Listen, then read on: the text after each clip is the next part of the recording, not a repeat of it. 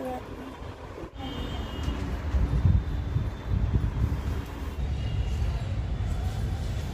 Hello friends, welcome to my new blog. तो कैसे हो आप सब? आई होप आप सब ठीक होंगे और मैं भी ठीक हूँ। तो मैं आप सभी को पता है आज वर्षावती है। सबसे पहले आप सभी को वर्षावती की ढेरों शुभकामनाएं। और मैं यहाँ पर तैयार हो गई हूँ और देखो मैंने तो हरी पिछौड़ा नथ वगैरह सब कुछ पहन रखा है। बिल्कुल तैयार हो गई थी। देखो जेवर मैंने आज पूरा नहीं निकाला है, मैंने इतना सा निकाला है क्योंकि गर्मी बहुत ज़्यादा हो रही है और मुझे पूजा करने बाहर जाना पड़ता है। मंदिर हमारा थोड़ा दूर है।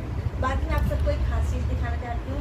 ये रहा मेरा गजरा जो ओरिजिनल फूल होता है। मेरे हस्बैंड हर बार लेकर आते हैं वर्षावती या वो करवा चौथ। तो मैं बिल्कुल तैयार हो गई हूँ। पूजा की थाली मेरी तैयार हो गई है। बच्चे मैंने एक स्कूल भेज दिए है, दूसरा मैंने सुला दिया है। अब मैं जा रही हूँ मंदिर पे। तो चलो मंदिर वहीं जाके मिलती हूँ अपनी से। तो ये है गिफ्ट मेरी इस बार की वटसावित्री का। वैसे हर बार का है लेकिन इस बार थोड़ा जो ये गजरा लाए ना थोड़ा बड़ा भी लेके आए थे और थोड़ा अच्छा भी लेके आए थे। तो ये खुद ही लगाते मेरे बालों में हमेशा ही। तो उसके बाद हम लोग सीधे आ गए थे मंदिर। ये मंदिर में थोड़ा ऊपर सीढ़ियाँ चढ़ के आना पड़ता है क्योंकि जो पेड़ है छोटा है और छत में है ये पेड़। तो थोड़ा एकांत भी रहता है ना यहाँ पे। और लेकिन धूप भी इतनी तेज़ हो रही थी यहाँ पे मैं क्या ही बताऊँ। पैर रखते ही ना पैर जल रहे थे क्योंकि मैंने चप्पल वगैरह कुछ भी नहीं पहने थे। मैं नंगे पाँव आई थी। ये देखो। बाकी यहाँ पे सबसे पहले मैंने आते ही यहाँ पे थोड़ा सामान हटाया क्योंकि और लोगों ने भी पूजा यहाँ पर करी हुई थी। उसके बाद फिर मैंने सामान हटाने के बाद ये जो जल रहे थे उन्हें साइड रखा। फिर मैंने सबसे पहले यहाँ पे जल चढ़ाया है क्योंकि कहते हैं पहले जल अर्पण करना चाहिए। ये जल मैं घर से ही लेके आई हूँ। कुछ लोग मंदिर से ही ले रहे थे तो मैं हमेशा मतलब घर से ही लेके आती हूँ। मंदिर का जल इस्तेमाल नहीं करती हूँ और कहते हैं कि अपने घर का ही जल चढ़ाना चाहिए। अगर मंदिर का इस्तेमाल करते हो तो वहाँ पर उसके हिसाब से पैसे रखने चाहिए। तो मैं इसीलिए अपने घर से लोटा भी लेके आई थी और जल भी लेके आई थी। उसके बाद यहाँ पे मैं दिया जला रही थी फटाफट से। और यहाँ पे इतनी तेज़ हवा भी चल रही थी ना। वैसे देखो आप लोगों को लग नहीं रहा होगा लेकिन हवा चल रही थी और साइड में देखो कुछ दिए भी जल रहे हैं और कुछ बुझ चुके हैं उस हवा की वजह से।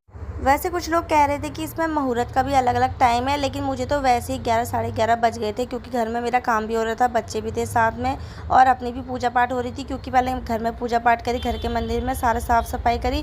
उसके बाद फिर मैं आई मंदिर को क्योंकि अपने इष्ट को पूजने के बाद ही फिर हम लोग बाहर को आते हैं। और वहाँ पर ना एक पत्ता किसी ने तोड़ के फेंक रखा था। यह पता नहीं है हवा से गिरा हुआ था। ये अजीब सी मतलब ऊपर से टूटा हुआ भी था। तो मैंने इसको साइड में रख दिया क्योंकि कहते हैं आज वट वृक्ष को कुछ किसी भी तरीके का नुकसान नहीं पहुँचाना चाहिए। वैसे तो आगे पीछे भी किसी भी पेड़ को नुकसान नहीं पहुंचाना चाहिए लेकिन खासकर आज के दिन तो बिल्कुल भी नहीं। तो यहाँ पे देखो हवा चल रही थी, इधर उधर इधर उधर हो रहा था दिया का।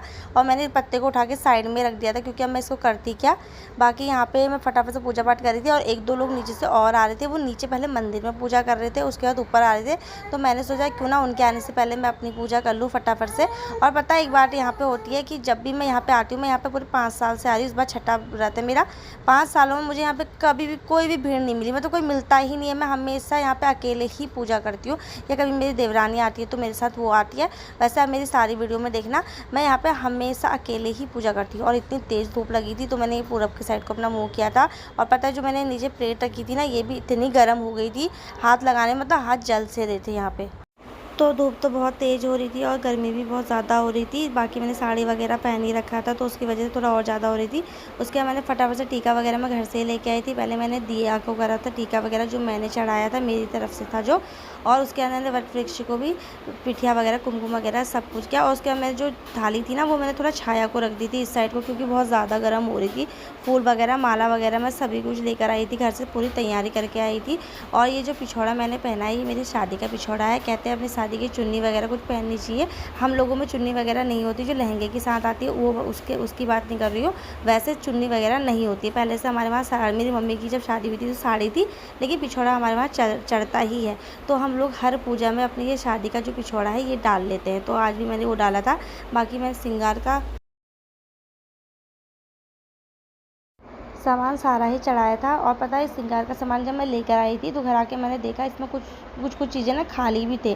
जैसे इसमें सिंदूर नहीं था, किसी में काजल नहीं था, इसमें लिपस्टिक नहीं थी, मेहंदी नहीं थी। तो भी इसमें मैंने जो और मैं लेके आई थी एक्स्ट्रा वो वाला डाल रखा था सारा। और चुनरी कहते हैं वस्त्र भी चढ़ाना चाहिए मतलब वट वृक्ष को, तो मैंने चुनरी लेके आई थी।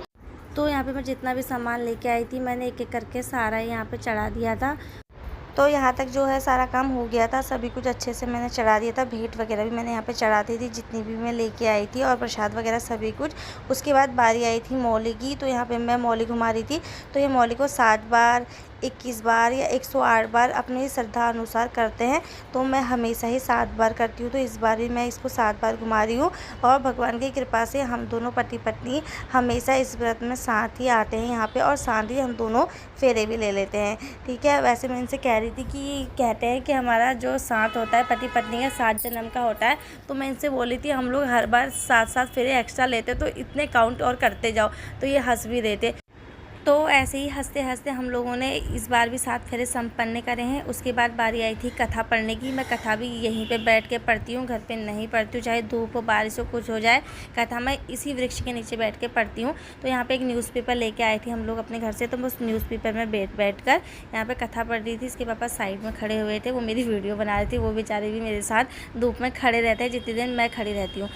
लेकिन ऐसा कुछ भी नहीं है कि मैं उनसे बोलती हूँ कि आप खड़े रहो या मेरी वीडियो वगैरह बनाओ। मैं उनको हाथ से भी इशारा कर रही थी कि आप जाके छाया में बैठ जाओ और मैं यहाँ पे फटाफट से कथा पढ़ लेती हूँ, उसके बाद फिर मैं भी छाया में आ जाऊँगी। लेकिन उन्होंने सामने से खुद से ही मना किया था कि कोई नहीं, तू बैठी है तो मैं भी खड़ा रह सकता हूँ। वैसे मैं घर से छाता वगैरह लाने वाली थी, लेकिन जल्दी में बच्चों को सुलाने के चक्कर में मेरी जो छाता है वो घर पर ही रह गई थी। इस वजह से हम लोग ऐसे ही आ गए थे। बाकी यहाँ पर मैं पाठ पढ़ रही थी कि एक हस्बैंड वाइफ और आ गए थे, उन्होंने भी ऐसी साइड में से पूजा कर ली थी। वो कह रहे थे कि हम लोग जो कथा वगैरह है वो घर पे ही पढ़ते हैं, यहाँ पे नहीं पढ़ते हैं। तो उन्होंने यहाँ पे दिया वगैरह जलाया, मौली वगैरह घुमाई, उसके बाद वो लोग चले गए। तो थोड़ी ही देर के बाद मेरी जो कथा है या पूजा बोलूँ मैं, निर्विघ्न संपन्न हो गई थी इस साल की। उसके बाद हम फटाफट से घर आ गए थे। घर आने के बाद जो बयाना मैंने अपनी सास के लिए निकाल रखा था वो बयाना मैंने अपनी सास को दिया। इसमें साड़ी, चूड़ियाँ वगैरह, श्रृंगार का सारा ही सामान लगभग था। इसी के साथ मेरा ये वट सावित्री का व्रत यहाँ पे निर्विघ्न संपन्न हो गया।